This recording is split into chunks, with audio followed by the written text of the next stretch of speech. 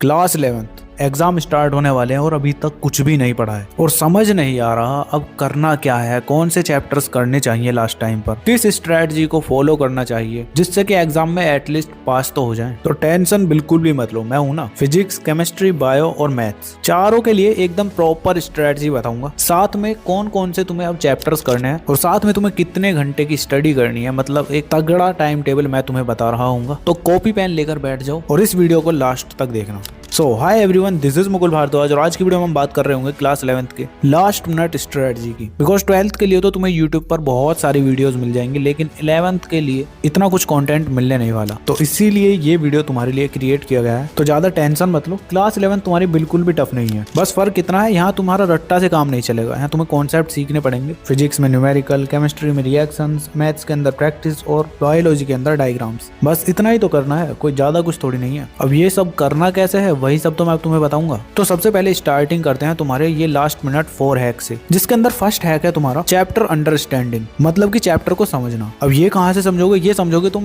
YouTube पर one shot lecture से। Because अब इतना टाइम नहीं है कि तुम फुल लेंथ के लेक्चर देखो। अब सिंपली तुम्हें यूट्यूब पर जाना है, जो भी चैप्टर तुम्हें पढ़ना है उसका वन शॉट लेक्चर यूट्यूब पर सर्च करना है। और ध्यान रखना, लेक्चर तुम्हारा 2 घंटे से ऊपर का नहीं होना चाहिए। और जब भी देख रहे हो लेक्चर को तो 1.5x पर देखना है, ठीक है? तो फर्स्ट हैक में ये याद रखना जो मैंने तुम्हें बताया है। इसके बाद तुम्हारा सेकंड हैक आता है do high weightage chapters and topics. Means अब तुम्हें वो चैप्टर्स करने हैं जो तुम्हारे एग्जाम में ज्यादा पूछे जाते हैं। अब इसके लिए तुम अपने स्कूल के टीचर से पूछोगे कि एग्जाम में कौन कौन से चैप्टर्स आ रहे हैं, कौन से इंपॉर्टेंट चैप्टर्स है। वो इंपॉर्टेंट चैप्टर्स नहीं बताते तो कोई बात नहीं, वो तो मैं तुम्हें बताऊंगा, लेकिन ये जरूर पूछ लेना कि कौन कौन से चैप्टर्स आ रहे हैं। फिर जो मोस्ट इंपॉर्टेंट चैप्टर्स की लिस्ट मैं तुम्हें दूंगा ना, उससे मैच कर लेना उसको। बिकॉज कभी मैं तुम्हें फालतू के चैप्टर बता दूं, वो चैप्टर तुम्हारे एग्जाम में आ ही नहीं रहे हो या फिर तुम्हारे क्लास टीचर ने नहीं कराए हो। इसलिए इस बात को ध्यान रखना। अगर पूरा सिलेबस करा दिया है तो फिर कोई प्रॉब्लम नहीं है, ठीक है? तो सेकंड हैक तुम्हारा यही है कि इस टाइम पर तुम्हें अपने मोस्ट स्कोरिंग चैप्टर्स और टॉपिक्स पर फोकस करना है। एंड फिर आता है तुम्हारा हैक नंबर 3, एनसीईआरटी एग्जाम्पल्स। अब तुम्हें जो करना है ना, जैसे तुमने लेक्चर अटेंड कर लिया तो उसके बाद क्वेश्चंस की जो प्रैक्टिस करनी है ना, वो तुम करोगे एनसीईआरटी एग्जाम्पल्स को सॉल्व करके। एग्जाम्पलर नहीं, एग्जाम्पल्स जो तुम्हारे एनसीईआरटी के अंदर दिए जाते हैं ना उनको, ठीक है? बिकॉज बहुत सारे क्वेश्चंस तुम्हारे यहीं से पूछ लिए जाते हैं, टीचर तुम्हारा बना देता है एग्जाम्पल से ही। देन जब इतना कर लेते हो तो फिर आता है तुम्हारा हैक नंबर 4, जिसके अंदर तुम्हें प्रीवियस ईयर क्वेश्चंस लगाने हैं। मतलब अगर तुम्हारे पास फाइनल एग्जाम के 3 से 4 साल के पेपर्स हो ना, तो तुम उनको भी सॉल्व करोगे और देखना उन्हीं में से तुम्हारे बहुत सारे क्वेश्चंस तो इस बार भी रिपीट हो रहे होंगे। अगर तुमने इन 4 हैक्स को अच्छे से फॉलो कर लिया ना, तो तुम अपने एग्जाम में पास तो क्या 70 से 80% स्कोर भी कर सकते हो। बस अच्छे से एग्जीक्यूट करना है तुम्हें। तो यहाँ तक बात हो चुकी है तुम्हारी लास्ट मिनट हैक्स की। अब आता है तुम्हारा सब्जेक्ट वाइज स्ट्रेटजी, जो कि मैं इन 4 सब्जेक्ट के लिए बताने वाला हूँ, फिजिक्स, केमिस्ट्री, मैथमेटिक्स और बायोलॉजी। अब तुम्हारे पास पीसीएम है, पीसीबी है, अपने अकॉर्डिंग देख लेना, ठीक है? तो स्टार्टिंग करते हैं तुम्हारी फिजिक्स से, जो कि मेरा पर्सनल फेवरेट सब्जेक्ट है। तो देखो सिंपली इसके अंदर तुम्हें इन 3 स्टेप्स को फॉलो करना है। फर्स्ट है तुम्हारा concept reading plus derivations. Concept readings तुम्हारी हो रही होगी वन शॉट लेक्चर की हेल्प से,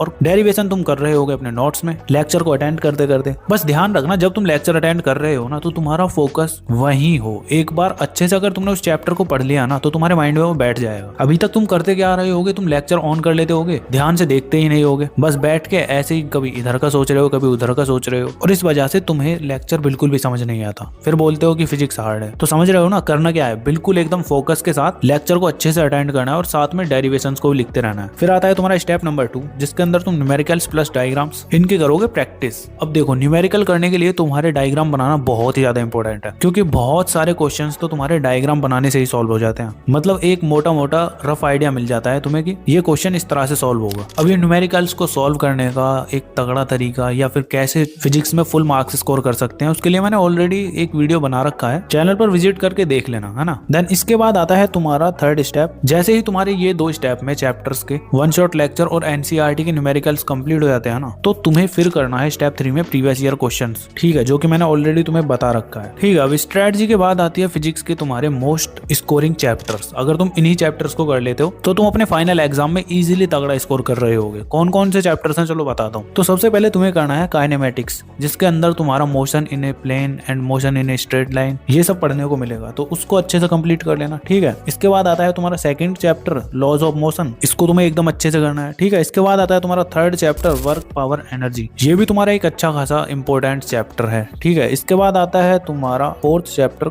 ग्रेविटेशन, इसको तुम्हें करना है, ये भी तुम्हारा बहुत ज्यादा इंपॉर्टेंट है। एंड देन फिर आता है तुम्हारा 5th चैप्टर थर्मोडायनेमिक्स, इसको भी तुम्हें गलती से भी स्किप नहीं करना है। फिजिक्स के अंदर इन 5 चैप्टर्स को लगा लेना, मैं गारंटी लेता हूँ तुम्हें कोई फेल भी नहीं कर सकता। ठीक है, तो फिजिक्स के अंदर तुम्हें यही करना था। एक चैप्टर को कंप्लीट करने की स्ट्रेटजी तुम्हें पता चल चुकी है और कौन कौन से चैप्टर्स करना है वो भी तुम्हें पता चल चुका है। अब आता है इसके बाद सेकंड मैथमेटिक्स, जिसके अंदर भी तुम्हें बस ये 3 स्टेप्स फॉलो करना है। स्टेप 1 में तुम फॉर्मूला नोटबुक रेडी कर रहे होगे। जैसे ही तुम्हारा एक चैप्टर कंप्लीट हो जाता है तो उसके सभी फॉर्मूला एक नोटबुक में लिख लो और ट्राई करो कि वो 1 से 2 पेज में आ जाए बस। उसके बाद स्टेप 2 में तुम उन्हीं फॉर्मूलाज के कम से कम 5 to 10 क्वेश्चंस लगा रहे होगे, वो भी देख देख कर लगाओ। मतलब फॉर्मूलाज देखो और क्वेश्चंस लगाओ। ऐसा करोगे ना, जैसे हर फॉर्मूला के तुम 5 से 10 क्वेश्चंस लगा लोगे तो वो तुम्हारे माइंड में अपने आप बैठ जाएगा। ठीक है, एंड स्टेप 3 में तुम्हें स्टेप्स में तुम्हें आंसर्स को लिखना सीखना है। बिकॉज अगर तुम्हारा आंसर गलत आ रहा है ना और तुम्हारे स्टेप्स सही हैं तो तुम्हें मार्क्स मिल जाएंगे। तो स्टेप मेकिंग बहुत ही ज्यादा इंपॉर्टेंट है, समझ गए ना। तो ये 3 स्टेप्स तुम्हें मैथ्स के लिए फॉलो करने थे। अब इसके बाद आता है तुम्हारा मोस्ट स्कोरिंग चैप्टर्स। तो इसके अंदर तुम्हें सबसे पहला चैप्टर करना है ट्रिग्नोमेट्री, और उसके बाद सेकंड चैप्टर तुम करोगे स्ट्रेट लाइंस। देन फिर तुम कर रहे होगे लिमिट्स वाले चैप्टर को, जब वो हो जाता है तो फिर कर रहे होगे सेट्स वाले चैप्टर को, एंड फिर लास्ट में कर रहे होगे स्टैटिस्टिक्स एंड प्रोबेबिलिटी वाले चैप्टर्स को। इन चैप्टर्स को कर लेना, मैथमेटिक्स तुम्हारा कंप्लीट हो जाएगा इजीली। ठीक है, समझ गए ना। इसके बाद आता है ऐसे ही तुम्हारा बायोलॉजी, जिसके अंदर भी तुम्हें इन 3 स्टेप्स को फॉलो करना है। लेक्चर तो तुम ऑलरेडी अटेंड करोगे ही करोगे। ठीक है, उसके बाद तुम्हें स्टेप 1 में डायग्राम्स की प्रैक्टिस बहुत अच्छे से करनी है। तुम्हारा डायग्राम एकदम नीट एंड क्लीन होना चाहिए, उसकी लेबलिंग वगैरह बहुत ही अच्छे से होनी चाहिए, बिकॉज डायग्राम से भी तुम्हारे मार्क्स इजीली मिल जाते हैं। ठीक है, सेकंड स्टेप है तुम्हारा डेफिनेशन प्लस कीवर्ड्स। एक आंसर को याद करने के लिए तुम्हें बस उसके डेफिनेशंस और कीवर्ड्स पता होने चाहिए, उसी से तुम अपने आंसर को बना बना के फाइनल एग्जाम में लिख सकते हो। ठीक है, एंड थर्ड स्टेप है तुम्हारा पेपर प्रेजेंटेशन। अब इसके अंदर तुम्हें अच्छे से पता होना चाहिए कि कैसे तुम्हें आंसर को लिखना है। उसमें तुम्हारी proper heading, keywords, diagrams, definitions, इस तरह से तुम्हारा वो